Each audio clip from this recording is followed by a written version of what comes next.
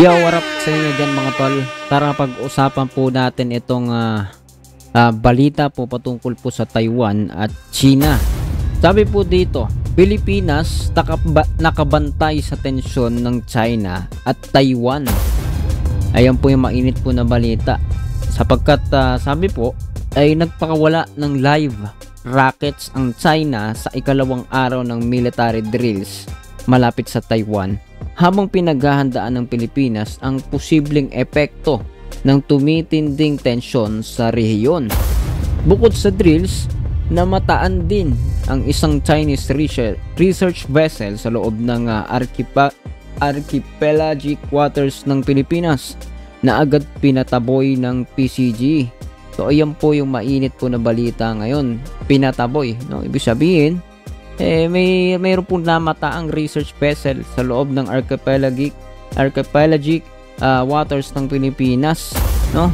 Ayan po yung matitindi po na usapin po ngayon dito, at talagang hindi po biro yung balita po ngayon, sapagkat ito po ay pangmalawakan na po ito, no?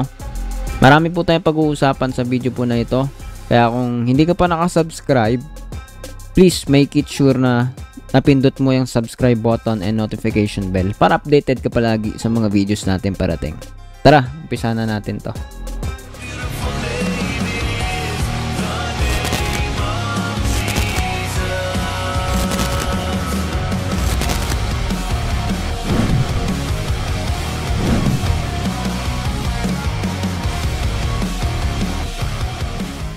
So yan nga mga tol, no?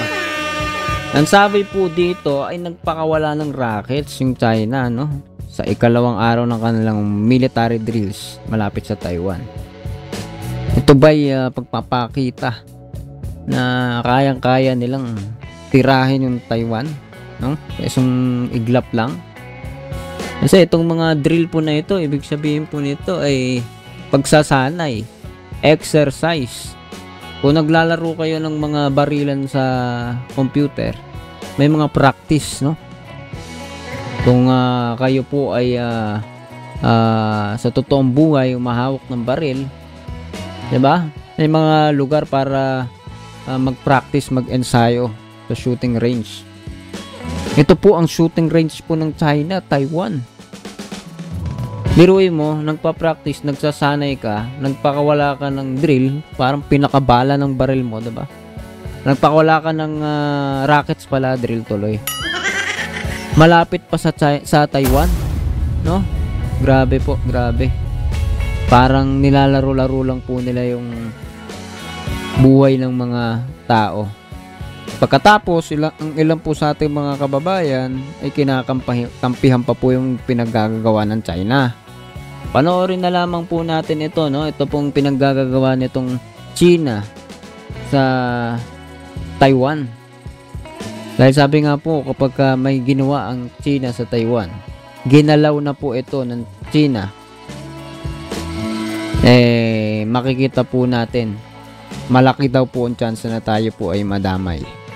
Kaya naghahanda, nagpapaalala po ang AFP chief sa militar po natin. So, antabayan na po natin yan. Panoorin po natin ngayon yung balita po na to bago po tayo magbigay ng ating mga opinion. Tara! Umigting pa ang isinasagawang military drills ng China sa Taiwan. Kaya naghahanda na rin ang Pilipinas, lalo't posible raw tayong maapektuhan kung mauwi sa gulo ang sitwasyon doon. Magbabalita si Gio Robles. Dumami pa ang mga barkong pandigma at eroplano ng China sa ikalawa at huling araw ng military drills nito sa Taiwan. Halos 100 aerial at naval assets ng Beijing ang nagsagawa ng live fire rocket strikes. Sentro ng pagsasanay ang pag-atake sa mga pantalan at energy facilities, pero walang binigay na detalye at lokasyon. Kaya mas naghigpit ng seguridad ang Taiwan para hindi mauwi ang military drill ng China sa biglaang paglusob. Nasa 250,000 ang mga Pilipino sa Taiwan. Ayon naman sa Malacanang, walang dapat ikabahala, pero hindi raw dapat maging kampante. Sa aming pagtanto ay hindi naman po dapat mabahala ang taong bayan patungkol po dito. Tama lamang po na magkaroon po siya ng reminder sa buong troops, pati na din po sa taong bayan na we should always be prepared in all contingencies. Nakahanda raw ang gobyerno at patuloy na nakabantay sa tensyon ng China at Taiwan. Stay put, basta po tandaan po nila, ang gobyerno po ay handang tumulong sa anumang oras para sa kanila. Maging ang Philippine Coast Guard nakahanda raw para magpaabot ng humanitarian assistance sakaling ilikas sa mga kababayan natin sa Taiwan. Una nang sinabi ni AFP Chief Romeo Bronner na hindi inaalis ang posibilidad na madamay ang Pilipinas kung mauwi sa giyera ang tensyon sa pagitan ng China at Taiwan. Kaugnay nito, pinaghahanda ng AFP ang Northern Luzon Command sakaling lusubin ang Taiwan. I would like to assert the commitment of the Commandant of the Philippine Coast Guard that whatever the national government would require of the Philippine Coast Guard will be there to support, particularly the mobilization of vessels. Kinumpirma din ng PCG ang pagpapadala nito ng eroplano sa Palawan matapos maispatan ang isang Chinese research vessel. The Philippine Coast Guard monitored the Chinese research vessel Songhang at a distance of approximately 58 nautical miles east of Aborlan, Palawan. Unang na-monitor ng maritime security expert na si Ray Powell ang kahina-hinalang kilos ng barko na posibleng nangangalap ng mga impormasyon at datos. Hindi lang namataan sa exclusive economic zone ng Pilipinas ang Chinese research vessel, kundi nakapasok pa sa archipelagic waters ng bansa. Tinataboy na raw ng PCG ang research vessel. We're challenging them that they are not authorized to carry out marine scientific research and that they are advised to leave the area if they're doing so. So walang response, sir, yung vessel? As of this time, they are not responding to the response to Philippines. Matatandaan na nitong Pebrero na ispatan din ang isa pang Chinese research vessel na naglalayag sa may bahagi rin ng Palawan at Occidental Mindoro. Para sa 1PH, G. Robles, News 5. Alright mga tol, yan po yung mainit po na balita patungkol sa China at Taiwan. So hindi po basta-basta po ito, no. Dahil no, buti nga rin ay alerto po yung Taiwan. Kapag hindi nila alam at walang may alam, no? Drill lang pero baka bigla na lang, no? Hulatan. Kaya nga ito pong pagtataboy ng ating bansa sa isang research vessel sa ating teritoryo ay maganda pong bagay yon. Kasi kung hinahayaan ninyo yan, pinababayaan yan palagi ng ating mga kababayan diyan ay ito pong ating bansa, ang ating mga teritoryo, lugar po ng ating bansang Pilipinas ay anytime kasi namamataan nila bantay sarado nila tayo 'di ba? Tas tayo hindi tayo makalapit sa kanila. Biruin mo 'yan, no? Mayroon ng mga nagre-research sa ating archipelagic waters. So, matindi po yung galawan po ng China talaga at sila po dapat kondenahin sa kanilang mga ginagawa. Ito po yung masama. So, para dun sa mga hindi nakakaalam po, no? At ako rin naman, hindi ko naman masyadong alam. Pero ang alam ko, ang pagkaunawa ko, ito kasing Taiwan, ay parte po talaga yan ng China noon pang panahon. Kaya lang may mga digmaan, no? Karoon na ng mga digmaan sa mga nakalipas sa siglo. Tama ba? Siglo ba? Siglo? So, may mga naging usapin na dyan. Paano po yan naging estado na hiwalay sa China? Hindi pa tapos. Through international law, ang bansang Taiwan ay hindi pa panahon para sila po sabihin na sila ay kailangan na magbalik sa China na kanilang bansa talaga. Kasi sila po ay naging estado po yata No, correct me if I'm wrong para dun sa mga maalam dyan sa history. Anyway, hindi pa rin po makatwiran ang China dito.